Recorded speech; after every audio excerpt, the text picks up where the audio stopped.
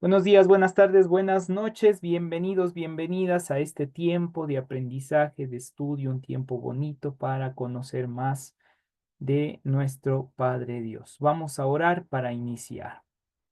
Aprovecho a mi querida Pame, si puedes orar. Claro que sí, buenas noches. Vamos a orar. Amén.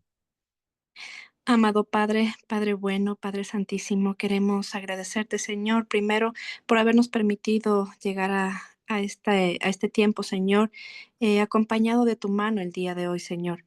Gracias, Padre, por la oportunidad que nos da, Señor, de estar esta noche aquí reunidos para conocer de tu palabra, Señor, para aprender más de ti, Señor.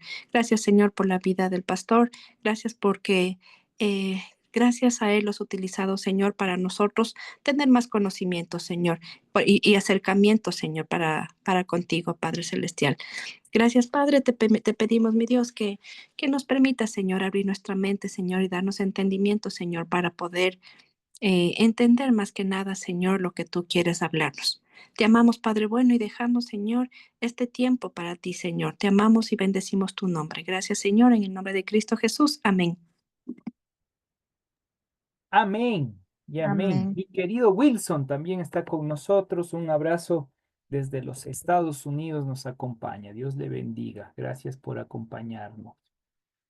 Muy bien, ahora sí, arranquemos. Libro de Números, nos quedamos la semana anterior después de un diálogo sobre la muerte. Qué bendición. Ahí estuvimos ese tiempito analizando, estudiando, revisando justamente sobre lo que realizaba el voto nazareo, ese cumplimiento y lo que significaba propiamente el hecho de no tocar muerto, y que era algo muy importante y en eso nos quedamos después de un largo diálogo, un conversatorio acerca de esos detalles. Continuemos. ¿Dónde nos quedamos? Aquí. Evitación del contacto con cadáveres. Habíamos explicado ya un poquito sobre el tema. En cuanto a lo que tiene que ver con ese énfasis que la impureza podía ser transmitido, aparte de las energías de maldad que habíamos hablado, y es algo que la ley mosaica o la ley de Moisés estableció que era mejor evitarlo, no solamente en línea de los que hacían pacto nazareo, sino también los que estaban en el ámbito del sacerdocio. ¿Sí? Entonces ahí había esa línea estricta. En la culminación del voto nazareo, propiamente al término del periodo de consagración, el nazareo debía presentarse ante el tabernáculo, ofrecer sacrificios, holocaustos, em, lo cual también ya hicimos una aproximación. En cuanto al significado teológico, el voto nazareo ofrecía una vía para que cualquier israelita, independiente de su linaje sacerdotal, pudiera alcanzar un nivel de santidad, dedicación extraordinaria, ¿sí? Subrayando la accesibilidad de la santidad personal, la importancia de la iniciativa individual en la relación con Dios y servía como un testimonio público de la devoción a Yahvé, ¿sí? En este caso al Dios Todopoderoso. Ok, ahora, como habíamos enviado la tareita, aunque algunos ya me dieron respuesta la semana pasada, existieron 4 nazareos dentro de las Sagradas Escrituras y dentro de los 4 nazareos que usted puede observar en las Sagradas Escrituras propiamente dicho, 3 de ellos, oiga, no dieron la talla, ¿sí? Entonces vamos a analizar un poquito la vida de estos nazareos, ¿ya? ¿Cuál creen que es el primer nazareo que aparece en la historia que no dio la talla? Sansón. No. ¿Cuál sería? Sansón. No, ese es el segundo nazareo. Samuel. El primer nazareo propiamente establecido es nuestro querido Samuel, ¿sí? ¿Cuál es la diferencia? Sí, primero está nuestro querido Samuel y después viene Sansón. Ya tenemos los dos. Ahora, vamos al libro de Samuel. Primer libro de Samuel, como para tener una idea general, porque estamos viendo un poquito de los nazareos. ¿Quién hace pacto? ¿Hace pacto nazareo Samuel? O como se diría en Quito, ¿quién da haciendo el pacto? La La madre le mamá. ofreció como La nazareato. madre, la madre le ofrece. Eso lo encontramos en el primer capítulo del primer libro de Samuel. La madre en este caso, después de todo un proceso que vivió la madre, un éxtasis sobrenatural después de un tiempo de oración, donde sucede un milagro especial visto desde nosotros. ¿Por qué digo visto desde nosotros? Porque nosotros leemos y vemos el milagro sobrenatural, pero para ellos conocían ciertas formas de poder conectarse con Dios para obtener ciertos resultados. Eso debemos estar conscientes. Nosotros no conocemos la cultura. Pocas veces nosotros nos conectamos con la cultura de ellos. Y veamos así panorámicamente, recordemos que algunos de los niños hasta los 5 años ya tenían una idea general del Pentateuco, a los 12 ya tenían de memoria, ya habían visto también otros textos más allá del Pentateuco, especialmente Samuel, cuando es presentado propiamente al templo. Entonces ya viene con un conocimiento. Las personas tenían un conocimiento de las manifestaciones profundas, cosas ocultas, como va a decir el profeta Jeremías, que Dios tiene preparado para revelarnos a nosotros. Oiga, eso es increíble. A veces nosotros nos quedamos solamente en el hecho literal y nos olvidamos que Dios tiene preparado cosas aún más profundas para aquellos que realmente quieren buscar. Y eso es hermoso. Por lo cual, cuando entendemos eso, el milagro, más que hablar de milagro como nosotros lo entendemos actualmente, en el tiempo de ellos, el milagro es algo que ellos ya iban preparándose para recibir. Oiga, qué interesante entender que ellos se iban preparando para recibir un milagro y nosotros queremos recibir el milagro sin preparación. Es ilógico. Realmente es una locura a veces que nosotros decimos, ay, Diosito hace el milagro, pero ¿cómo me estoy preparando para eso? Esta mujer, Ana, clama a Dios y pide a Dios y dice, y derramó su alma. El término hebreo dice, y entregó todo su ser porque sabía que era la única manera para que algo empiece a formarse en ella.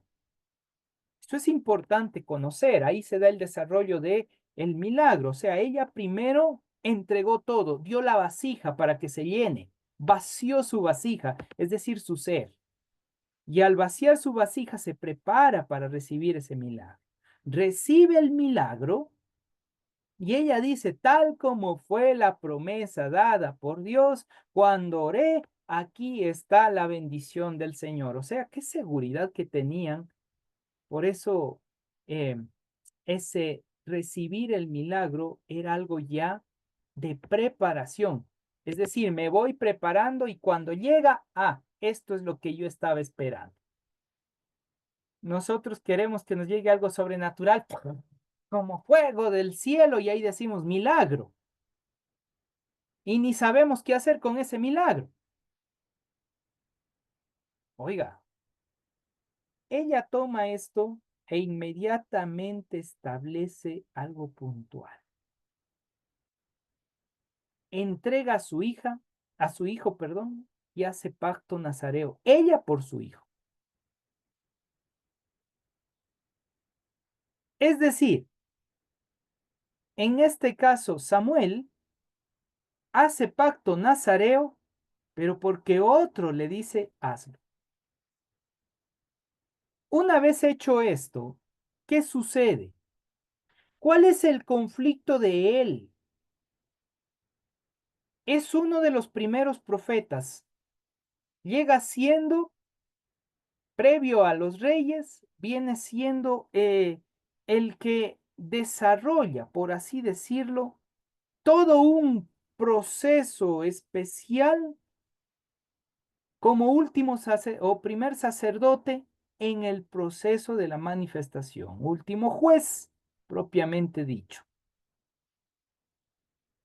Ante esta realidad, ante este punto impactante en la vida de Samuel, quiero que podamos entender que él es una bendición para Dios, en la obra y en el servicio, pero comete un error.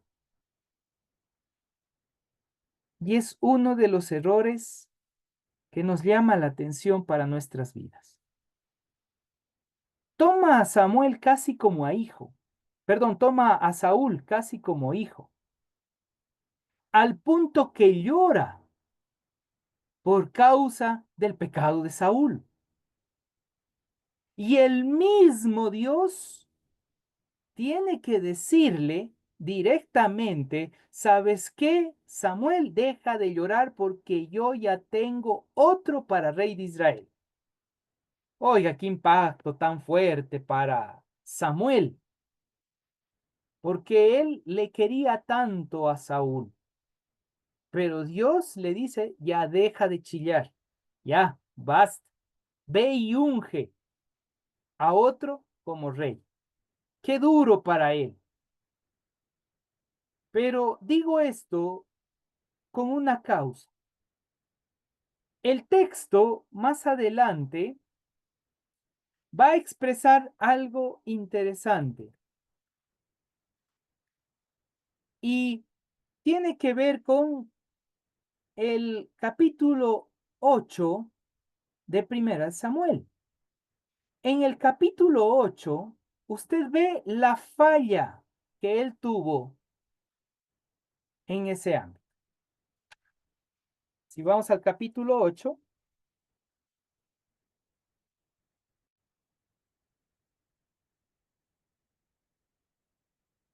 si la mente no me falla, y hace referencia a los hijos de Samuel, ¿sí? Del 1 al 7 va a decir lo siguiente: aconteció que habiendo Samuel envejecido, puso a sus hijos por jueces sobre Israel, y el nombre de su primogénito fue Joel, y el nombre del segundo Abías, y eran jueces en Beersheba.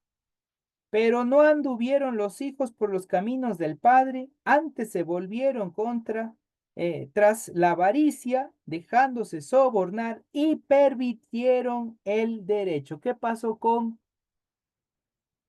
los hijos de Samuel? No dieron la talla. Pastor, perdón, pasó lo mismo, casi pasó lo mismo que los hijos de Eli, porque ¿Sí? tampoco dieron la talla, ¿Por qué? porque eso fue lo que él vio, él aprendió eso. Pero él inclinó, se olvidó de sus hijos. Sí, mi querida Sonia.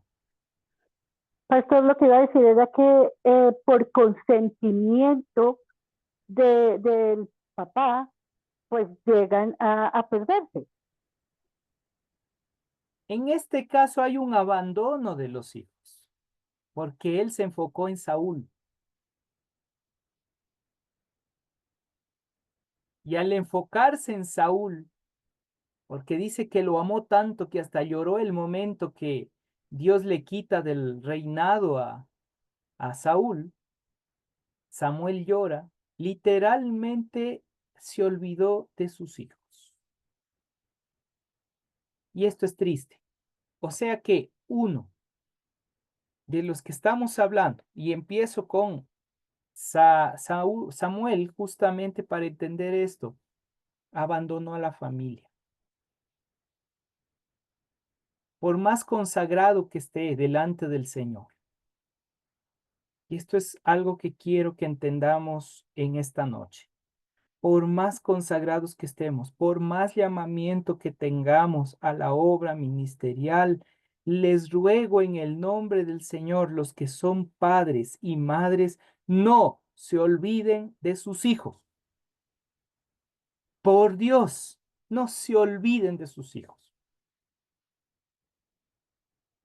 Por más consagrados, por más pacto delante de Dios, hablemos entre comillas pacto, por más que usted se consagre delante de Dios, no se olvide de sus hijos. Porque la primera institución establecida por Dios es el hogar. Elí le dio mucha apertura a sus hijos. Fue demasiado benévolo con ellos. Se perdieron. Samuel, en cambio, se olvidó de sus hijos. Abandono como padres. También se perdieron sus hijos. Al punto que cuando él ya les pone como sacerdotes, literalmente ellos vieron la avaricia, la oportunidad de sacar lucro y cometer pecados delante de Dios tan fuertes que fueron quitados del sacerdocio. Así que lo primordial, queridos pastores, líderes, amigos, amigas, estamos conectados. Lo primordial es nuestra familia, nuestro hogar. La iglesia es importante, pero como da recomendaciones el apóstol Pablo, si quieren obispado o dirigir una congregación, tienen que aprender a dirigir su casa. En primera instancia está nuestro hogar. Por eso hemos evitado en lo posible quitarles o absorber el tiempo de ustedes con su familia. Hemos evitado eso para que usted tenga su espacio en familia. Si no, haríamos cultos comúnmente día miércoles, día jueves, día viernes, día sábado, día domingo. Y el tiempo para la familia, el tiempo para, incluso dentro de la pareja. Por eso, por más pacto nazareo que se tenga, mucho cuidado, porque la familia es importante. ¿Sí? La familia. Ahora bien, vamos a ver a otro de los nazareos, y es en este caso en el libro de Jueces. Vamos a encontrar libro de Jueces, volvemos un poquito en el texto sagrado, capítulo 16, está Sansón. Mi querida hermana Sonia, le escuchamos. Pastor, es que me surge una inquietud con lo que estaba afirmando hace un momento. En algunas iglesias, digamos, nos han enseñado un principio de que si yo me ocupo de las cosas de Dios, Dios se ocupará de mis asuntos. Entonces, digamos que esta enseñanza no se ajusta a la palabra. Lastimosamente, visto desde ese ámbito de qué es las cosas de Dios y que han dicho que ocuparme en las cosas de Dios es estar de lunes a lunes en la iglesia, eso no es ocuparse en las cosas de Dios. Parece, pero no es. Ocuparse en las cosas de Dios es un trabajo integral que tiene que ver primero el trabajo conmigo. El momento que yo trabajo en mí, ya estoy trayendo bendición a los de mi casa. Entonces empieza conmigo el trabajo, luego empieza con mi familia el trabajo, las cosas de Dios. Y cuando estoy bien con mi familia, entonces puedo hacer un servicio mancomunado hacia afuera. Ahí sale el servicio realmente en la iglesia. Entonces, hablar de ocuparme en las cosas de Dios, si yo me ocupo en las cosas de Dios, el trabajo es conmigo. Por eso dice, busca primeramente el reino de Dios y su justicia, y lo demás viene por añadidura. Pero ¿qué es el reino de Dios? Reino de Dios, ¿dónde está el reino de Dios? El reino de Dios está en mí. No lo digo yo, eso lo dice el apóstol Juan, porque el reino de los cielos está entre vosotros, está en ustedes. Entonces, si yo me ocupo del reino de Dios, que hace referencia a trabajo en mí, entonces va a haber causa-efecto. Estoy trabajando en mí, voy a trabajar con mi familia y al trabajar en mí y mi familia estoy apto para poder ayudar a los demás. Trabajo dentro de la iglesia.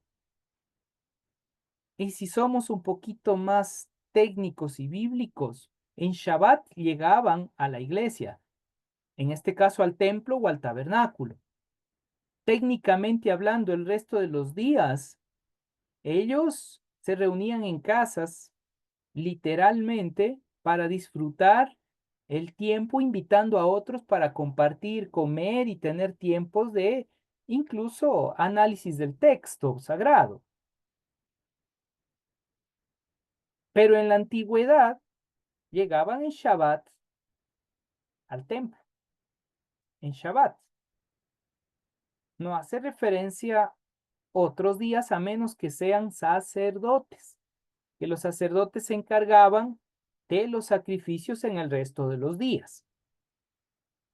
Porque en Shabbat, propiamente en Shabbat, no se hacía sacrificios, porque rompía Shabbat. ¿Me explico? Entonces, hacían la obra durante la semana, pero los de línea levita, sacerdotal, quienes estaban ya netamente para eso. Sin embargo, usted vaya y revise el libro de Mateo o Lucas, usted va a encontrar que aún los levitas tenían un periodo de servicio en el templo. No era siempre. Aún los levitas tenían un periodo. Entonces, tocaba a este grupo, hablemos de Juan el Bautista, Zacarías, el padre, dice que justo le tocó servir en ese tiempo, porque había el otro espacio para los otros grupos de levitas.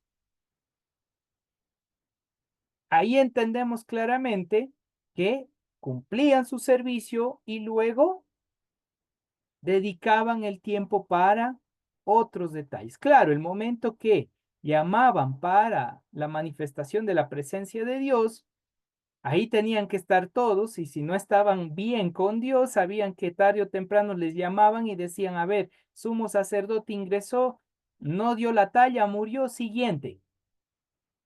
Entonces tenían que estar preparados para eso. Esto en el templo, ¿no? ¿Qué estoy diciendo con todo esto? Que literalmente tenían sus tiempos para servir. ¿Ya? Entendido esto, entonces es a lo que hace referencia y hago referencia con Samuel. Mi querido hermano Clever, o en este caso, mi querida Carmita. Pastor, yo tengo una pregunta. Y, por Sí, ejemplo, dígame. Samuel se descuidó de sus hijos, pero en este caso, por ejemplo, por lo general uno como padre siempre se está batallando con los hijos jóvenes, como que tienen una resistencia para ir a la congregación. ¿Está bien obligarles mientras estén bajo el techo de uno y bajo la autoridad de uno?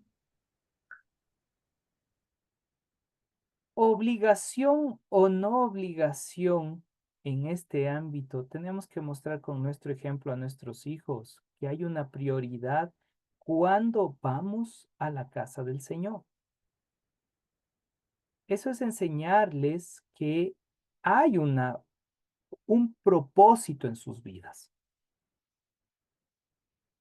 Si se determinó que los domingos, hablando en nuestra línea, vamos a la iglesia, no le descuide a sus hijos.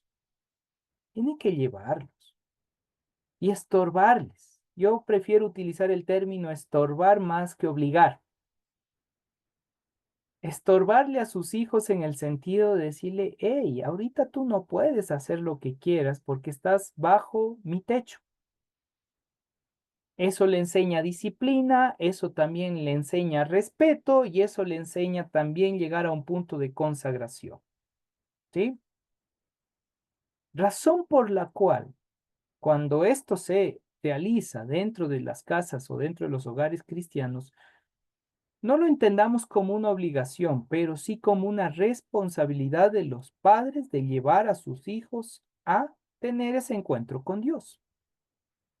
Ahora bien, si usted está cumpliendo su labor diariamente en casa, empezando con usted, el trabajo transformacional, y al ser transformado usted, obviamente usted va a saber cómo trabajar emocionalmente y espiritualmente en sus hijos.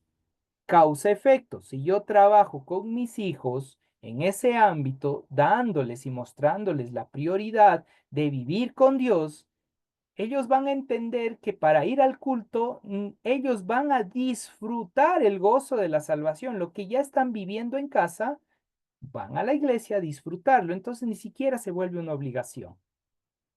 Es la vivencia diaria de Dios con mis hijos, disfrutando en casa, enseñándoles, guiándoles y estando yo, en este caso hablando en línea bíblica como cabeza de hogar, guiando a mis hijos y a mi esposa.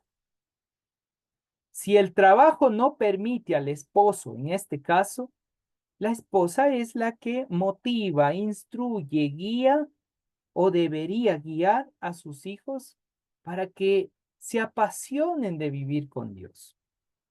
Y cuando esto sucede, ya no es una carga, no es una obligación. Los hijos van porque han entendido y han visto, han palpado el amor de Dios dentro del hogar y la familia. Pero si yo llego y soy un ogro en la casa y llego a la iglesia y soy un santo, ¿qué van a decir los hijos? Oh, me olvido de mis hijos en el sentido de un abandono aunque estoy llegando a casa. ¿Qué va a suceder? O produzco un rechazo, empiezo a comparar a mis hijos y a decir, mira, la persona tal, ¿cómo me gustaría un hijo así? Oiga, la comparación es un acto de humillación fuerte a los hijos.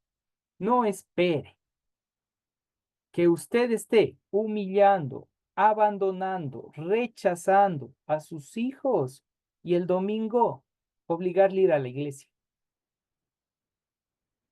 o el sábado, o el martes, o miércoles, dependiendo en algunos casos.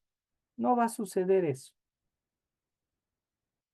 porque si los hijos empiezan a disfrutar la dinámica de conexión con Dios, les va a encantar estar en la iglesia. Les va a encantar, no necesitan ser obligados, porque van a disfrutar el gozo de la salvación. Espero, mi querida hermana, haberme explicado un poquito en esa línea. Sí, pastor, muchas gracias. Sí, viene un sentido de sujeción, mi querido es ese proceso de sujeción. En el chat nos dice, ¿será por eso que en el caso de Josué enfatiza que él y su casa servirán al Señor? O como en el Hechos, el texto nos dice que las personas que aceptan a Cristo y su familia serán salvos, haciendo referencia del testimonio de vida. Sí, va en esas líneas, mi querido Reinaldo. Así es. Nosotros damos testimonio y hay redención en nuestra casa. Y eso es realmente tener un encuentro con Dios. Cuando papá y mamá tienen un encuentro con Dios, la familia es restaurada. Es restaurada. Cuando los hijos tienen un encuentro con Dios, influyen testimonialmente para que los padres tengan un encuentro con Dios. A veces se da, en ocasiones no se da, pero los hijos llegan a ser luz en medio de las tinieblas.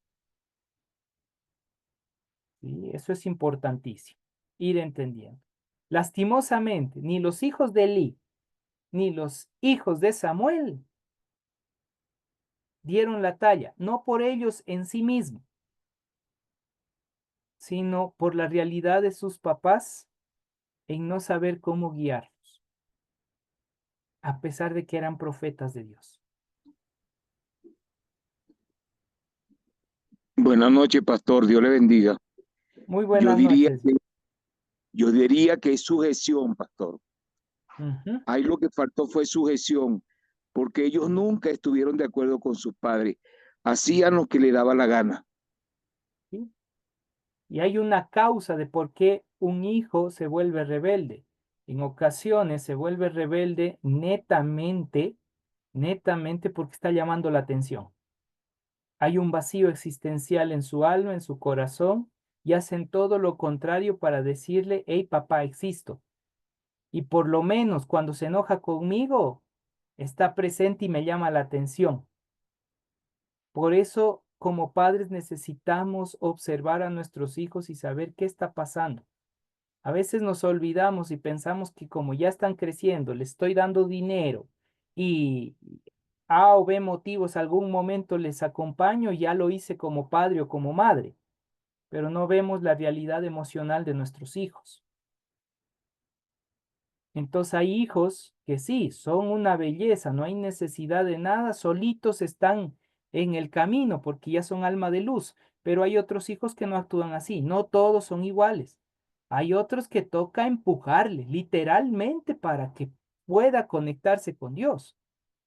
Y el momento que que se le empuja, se conecta con Dios, oiga, trae una redención increíble a toda la familia. Es increíble esa parte. Entonces, sí, por un lado necesitan sujeción, pero para aprender la sujeción necesitan también padres que empiecen a entender, a comprender la necesidad del hijo. Entonces hay que ir trabajando a la par, el uno y el otro. Por eso, un lindo paréntesis, padres, observen a sus hijos. Porque pueden tener vacíos emocionales y la manera de estar actuando de ellos no es de rebeldía, es de llamamiento de atención porque están pasando un sufrimiento. Hay algo ahí que necesita ser trabajado. A veces sí necesitan también su corrección, ¿no? Ahí sí, como dice el libro de Proverbios, la vara no matará. Pero no dice el manazo, no dice el chancletazo, no dice el puñetazo, no dice con el cabresto, no dice con el palo de la escoba, dice vara, porque hay una esencia y una causa en esa enseñanza del libro de Proverbios. Mi querido Sebas. Yo, mi querido pastor, Mi querida aprovechando, Gaby. aprovechando sus enseñanzas. La forma correcta, topó algo que en este tiempo de transformación que dando gracias a Dios estoy teniendo también al estar conectándome con Dios, es bueno algo que tocó. ¿Cuál es la forma correcta cuando hablan de vara. Yo a Victoria le molesto y le sé decir yo, le voy a decir al pastor que le pida la varita de Moisés porque te voy a dar un varazo. ¿Cuál es la forma correcta a lo que se refiere a vara? En primera instancia, mi querida Gaby, sería cuál es la forma correcta de corrección a nuestros hijos. ¿Sí? Lo que nos enseñan las Sagradas Escrituras previo a una corrección es netamente que antes de que usted corrija, jamás corrija con ira. Así empecemos. Jamás corrija a sus hijos con enojo. Y usted dirá, pero es que si ya me pasa el enojo, ya no puedo corregir porque me duele darle. Ajá, justo ahí es cuando tiene que dar. Porque el momento que usted le pega con enojo o le castiga con ira a su hijo, sea con vara o sea con correa, el momento que usted hace eso, literalmente está depositando sobre su hijo las frustraciones, el dolor, el resentimiento que usted trae como persona. Literalmente, al castigar con ira, usted está pecando delante de Dios. Me explico. Por lo cual, la recomendación dentro de los contextos es, ¿sabes qué? Ándate ahorita, espera en tu cuarto cualquier cosa.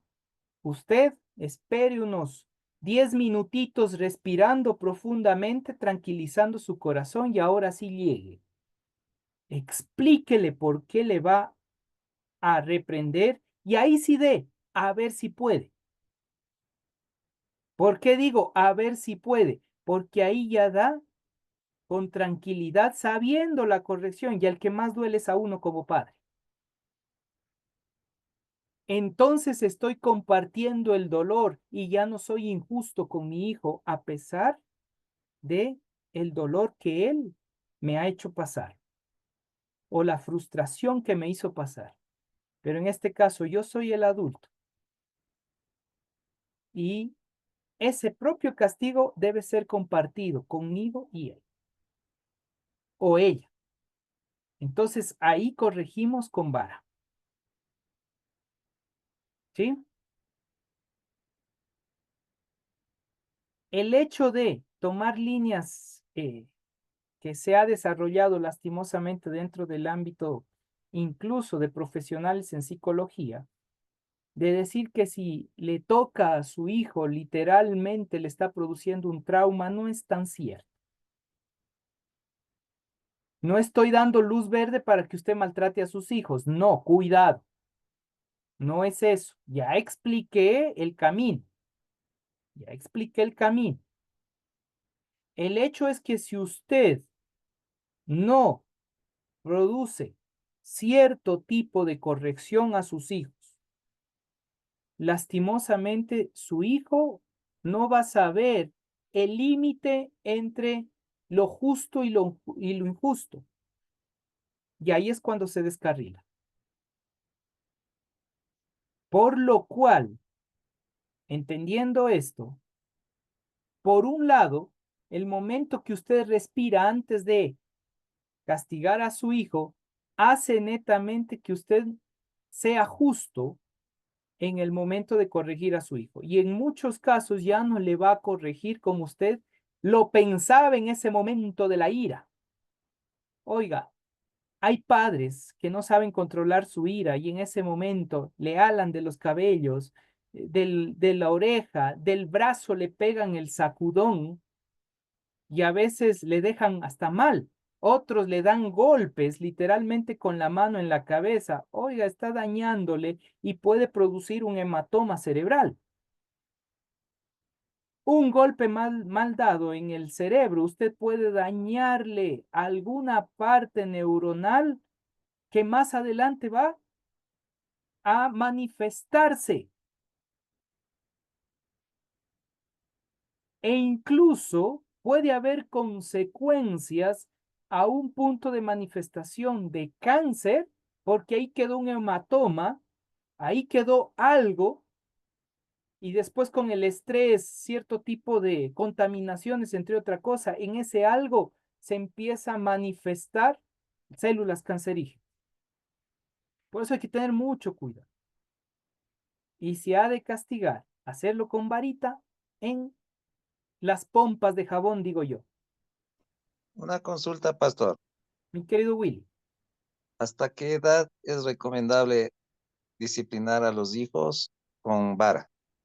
debería ser hasta los 12 años, porque se supone que hasta los 12 años ya me encargué de instruir, guiar y trabajar con mi hijo en los ámbitos de guía y corrección.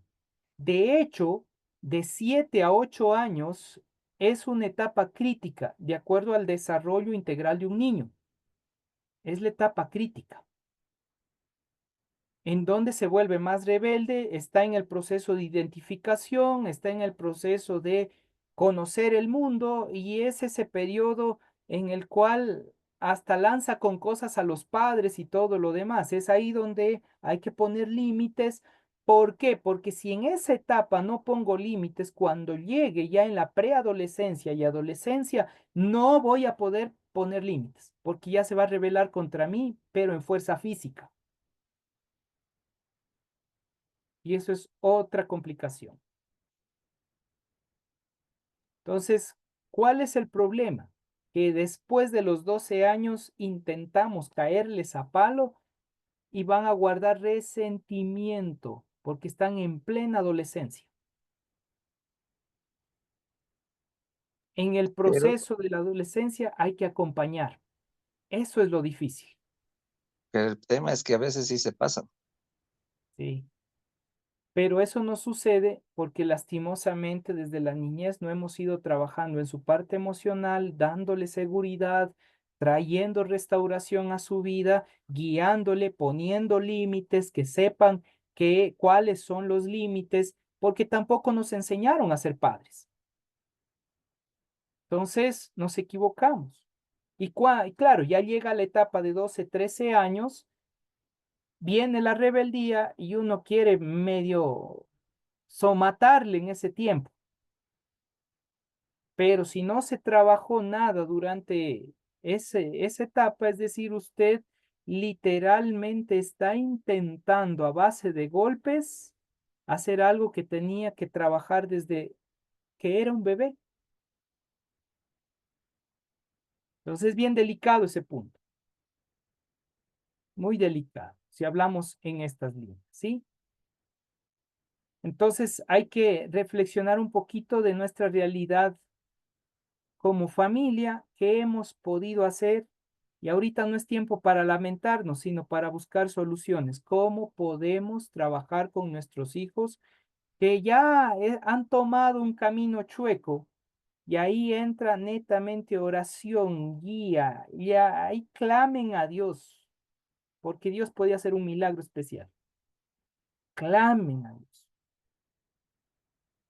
Porque ahí sí nos queda solamente la acción divina, ya cuando alguien llegó a la adolescencia y tiene niveles de rebeldía increíbles. Entonces, ahí sí hay que esperar un milagro más que una paliza. Y uno diría, claro, le di una paliza y se controló. Sí, le controló el miedo, pero usted está trayendo una frustración existencial fuerte en el corazón de ese adolescente. Y las consecuencias a futuro pueden ser mucho más crueles. Entonces hay que observar esos detalles, ¿sí? Bueno, vámonos a esta línea con nuestro amigo Sansón, capítulo 13. Capítulo 13. De hecho, mi querido Willy, estaba pensando en ese libro de cómo corregir a los hijos de David Ormachea, parece que es verdad. Bueno, yo tuve la oportunidad de leer Atrévete a disciplinar del doctor Dobson. Es doctor Ajá, Dobson. sí. Entonces es muy Entonces, bueno ese libro, ajá. porque también, o sea, obviamente ahí nos ayuda a diferenciar entre lo que es la disciplina y el maltrato. Mm, mm, Y necesariamente en mi caso mío, bueno. tuve la oportunidad de leerlo jovencito. Entonces a mis hijos siempre les hacía inclinar. Les explicaba el por qué les iba a dar su disciplina, pero siempre les dice inclinar y les daba en las nalgas. Y les daba de 2 a 3 varazos dependiendo lo que hacían.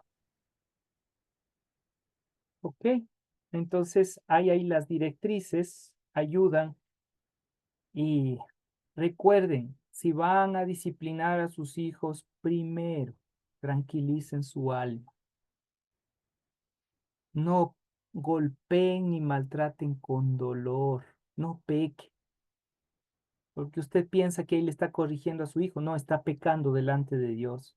Ya cuando tranquilice su alma, ahí sí lleve a la corrección, explicándole a su hijo las causas. Mi niña de 2 años, 7 meses, entiende cuando nosotros le vamos a corregir. Y ella dice, sí, papá. ¿Sabes por qué? Sí, papá.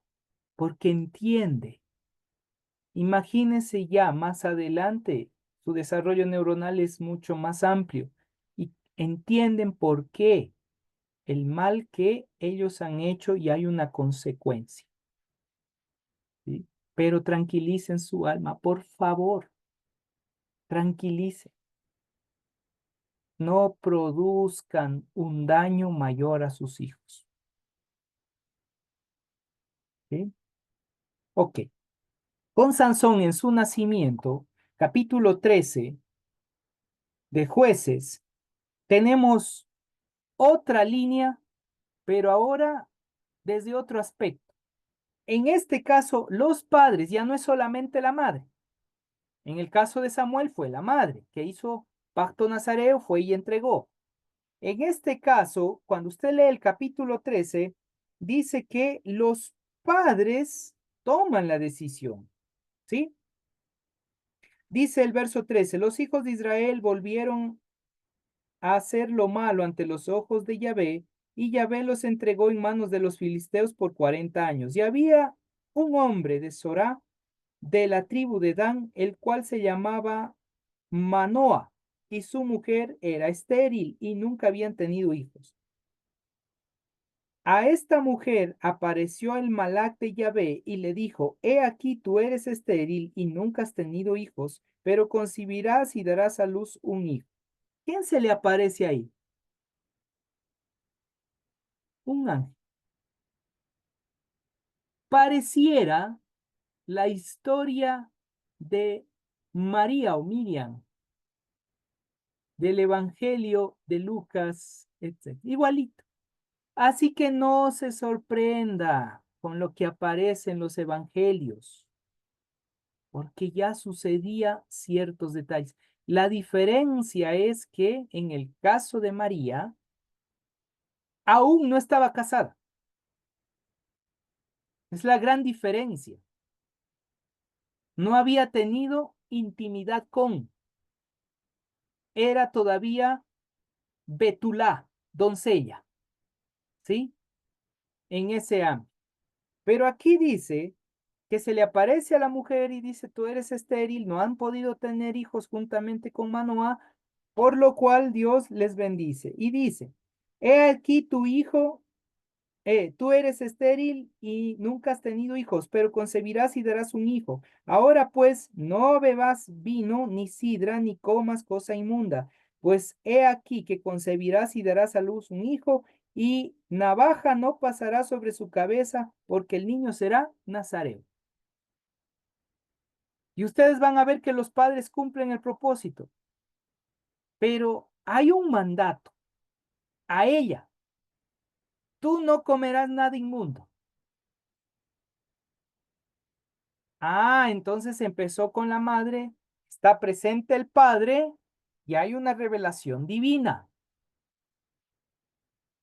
Sansón nace ya establecido esto y es otro milagro. Ana no podía tener hijos. En este caso, la esposa de Manoa tampoco pudo tener hijos. Oiga, es como que la historia se repite, pero en este caso vemos la diferencia. ¿Qué sucedió? ¿Cuál fue el problema de Sansón? Porque ya hablamos un poquito del tema. ¿Cuál fue el problema de Sansón? ¿Qué hizo al final? Reveló el secreto. ¿Qué quiere decir que reveló el secreto? Literalmente él no tomó en serio el pacto nazareo. No tomó en serio. No le interesó si se compromete o no se compromete con Dios. Él no tiene descendencia.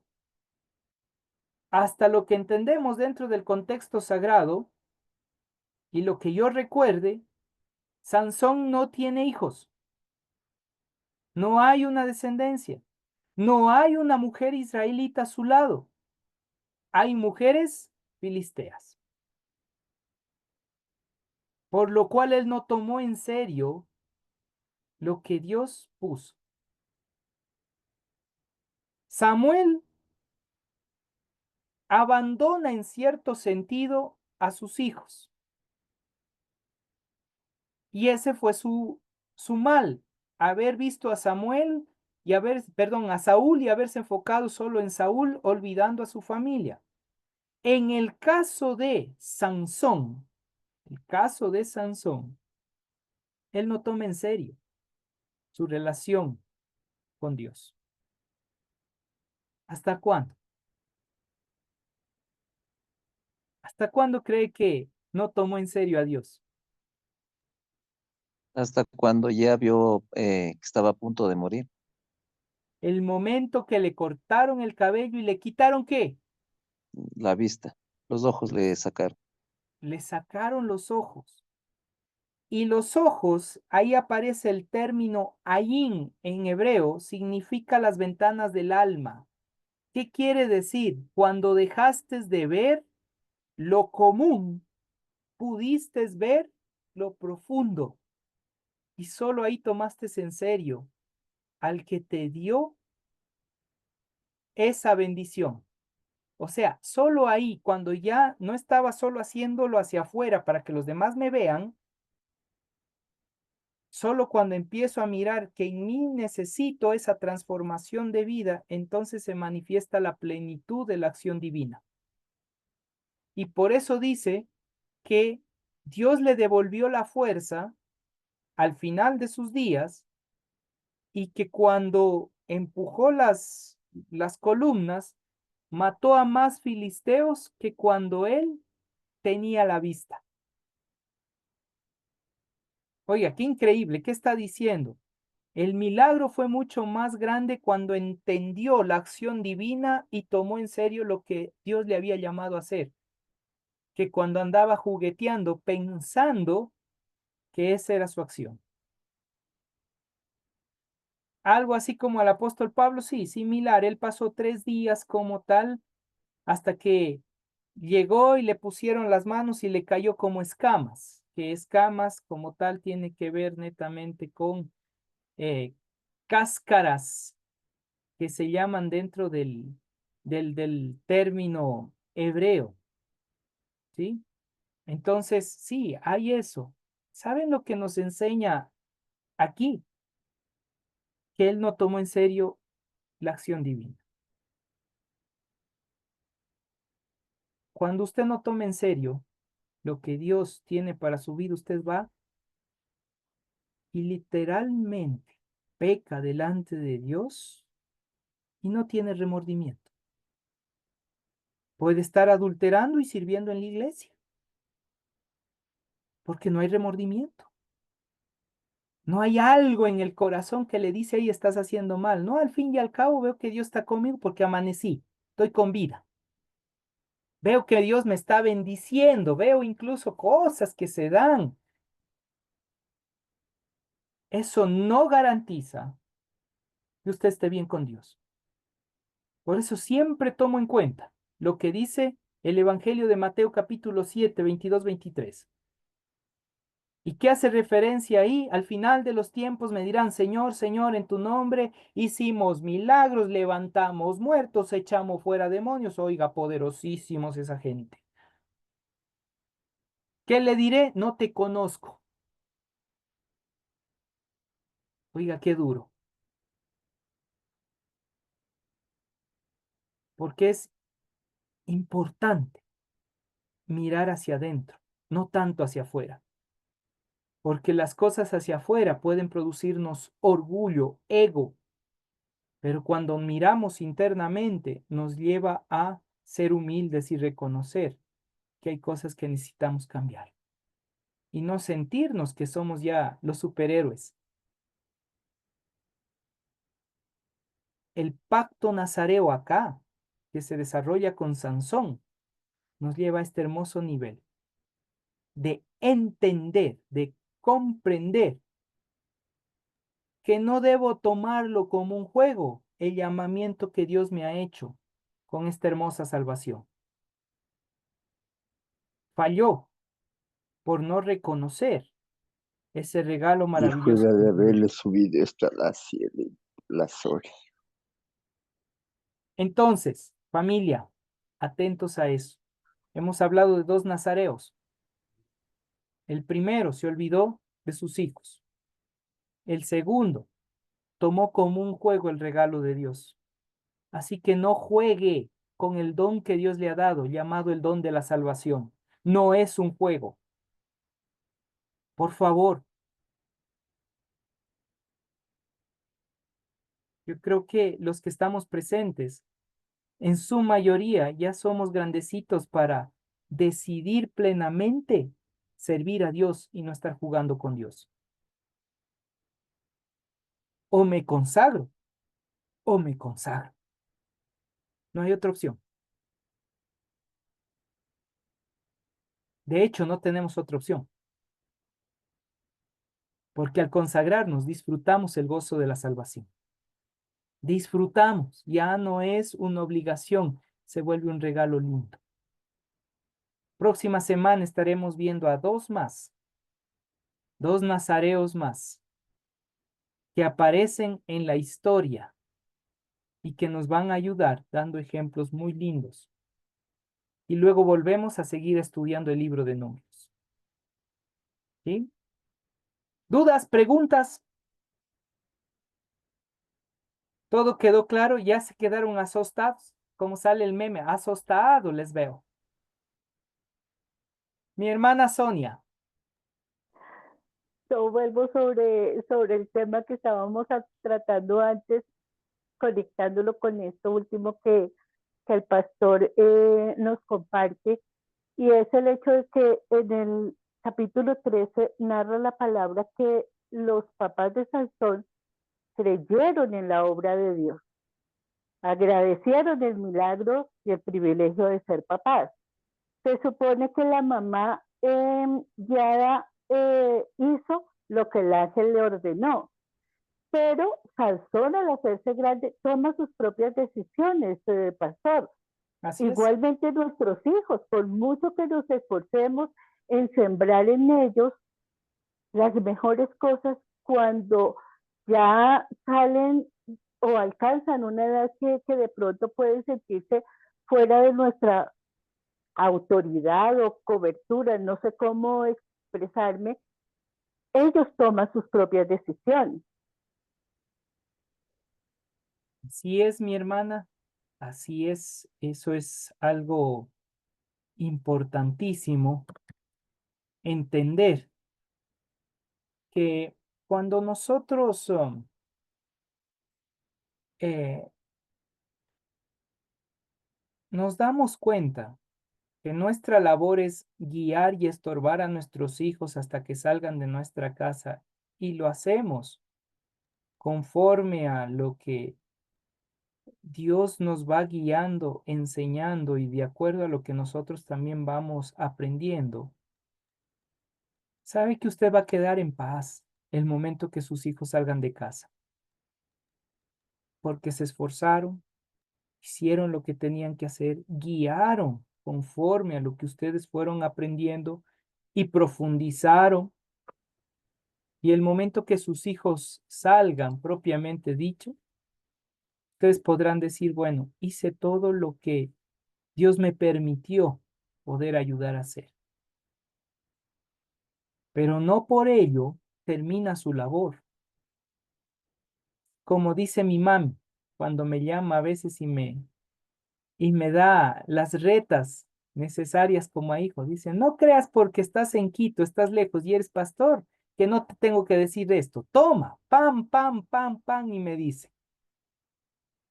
Entonces, continúa su proceso y yo le doy gracias a Dios por eso a mi mamá, a mi papá igual, porque continúa el proceso de enseñanza.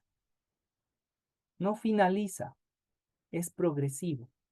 Quizás no de la misma manera, ya no cayendo con la vara, pero sí nos instruyen y nos guían. Hay un libro que si puede conseguir, por favor, hágalo. Este libro es de David Ormachea, se llama Cómo ser padres buenos en un mundo malo. La premisa es, no es garantía ser buen padre y tener buenos hijos. Ahí es una premisa, o sea, nos ayuda a través de ese libro a entender que usted puede ser el mejor padre del mundo, no es garantía de que porque sea el mejor padre del mundo tenga buenos hijos. Así como no es garantía tampoco de ser el padre más malvado del mundo y tener pésimos hijos. Al contrario, puede suceder la otra parte. Así que cuando tenga la oportunidad, consígase ese libro. Le va a ayudar a un poquito a entender esta línea en la parte paterna y materna, obviamente. Repítame el título, por favor, pastor. ¿Cómo ser padres buenos en un mundo malo? Son principios sabios para dirigir a nuestros hijos.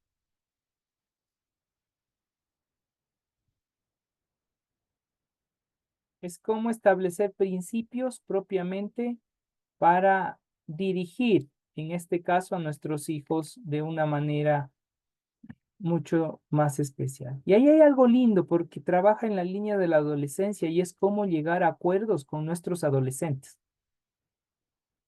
Y da unas pautas bien bonitas para saber cómo ir trabajando en acuerdos con nuestros hijos adolescentes. O sea, es muy, muy interesante este libro. Es ¿Sí? que eso también es hasta qué punto es negociable. Por eso, ahí es donde trabaja David Ormachea esa línea de negociación, acuerdos dentro de el hogar con nuestros hijos. ¿Qué es negociable y qué no es negociable? O sea, porque no, Lo tampoco, buscaré. claro, Lo tampoco sería, buscaré, pastor, porque, discúlpeme que lo interrumpa. Justamente, digamos, se hace necesario este tipo de literaturas para poder entender muchas cosas que todavía hay dudas en nosotros. Pero en mi caso particular, pues lo voy a buscar porque justo mi nieto está atravesando esa etapa de la adolescencia. Hoy está cumpliendo 15 años. Y entonces quisiera poderlo poner en las manos de mi hija para que pueda guiarlo de la mejor manera. amén, así Muchas sea, gracias. así sea. Entonces, miren, podemos incluso seguir ampliando las líneas nazareas, pero ante todo quiero que sepan dos cosas. En primera instancia, recuerden, no se olviden de la familia en su labor ministerial. Especialmente pastores, les ruego en el nombre del Señor, porque la iglesia continúa con usted o sin usted. Pero qué duro es que la familia se destruya porque no puso su atención sobre su esposa o su esposo y sus hijos. Número 2, y eso es para todo el grupo presente. No piense que la salvación es un juego. Aunque el término en el libro de Efesios dice, por gracia eres salvo, es decir, es un don que Dios está otorgando, es un regalo que Dios le da. No por eso, no por eso piense que es un juego, porque trae consecuencias. Vamos a pedirle a Dios que nos guíe, vamos a orar y que Dios sea fortaleciéndonos, porque no es fácil. Estamos en un mundo muy complicado, pero en la bendición de Dios tenemos esta hermosa oportunidad de irnos capacitando para saber cómo actuar y cómo tomar nuevas directrices en la guía de nuestros hijos. Oremos. Amado y buen Padre Celestial, te damos la honra y te agradecemos por este hermoso tiempo y el privilegio y la vida, la oportunidad maravillosa que tú nos das para profundizar un poquito más en este ámbito que nos muestras a través de la palabra, el cuidado integral de nuestros hijos y el actuar ante el regalo maravilloso de un don especial que tú nos has dado.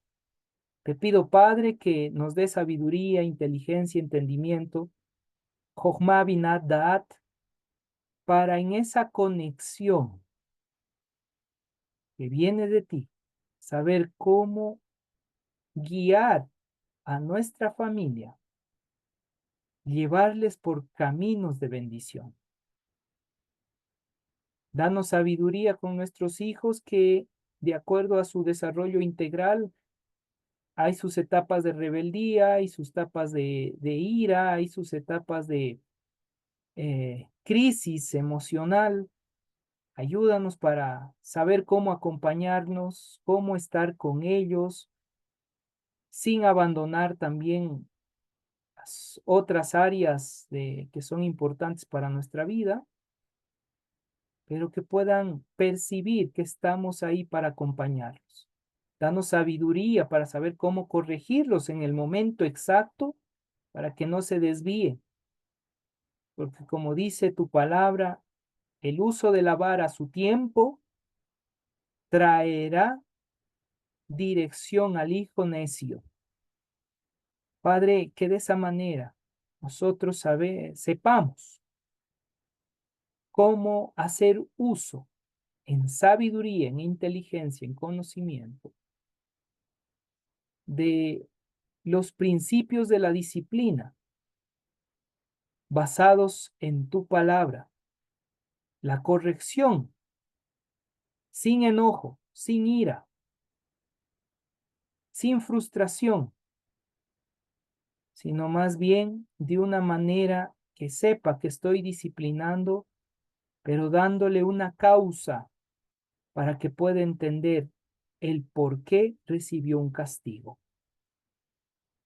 Danos sabiduría en este tiempo posmoderno, en donde incluso se ha establecido el hecho de que no se puede tocar a un hijo. Padre, ayúdanos porque necesitamos de ti. Guíanos para vivir el gozo de la salvación, disfrutar esto, pero hacerlo en familia y traer esa manifestación de tu reino en nuestros hogares. En los méritos de Yeshua HaMashiach, Melech Israel, te damos gracias, te honramos y bendecimos tu nombre, Papá Dios. Amén y amén.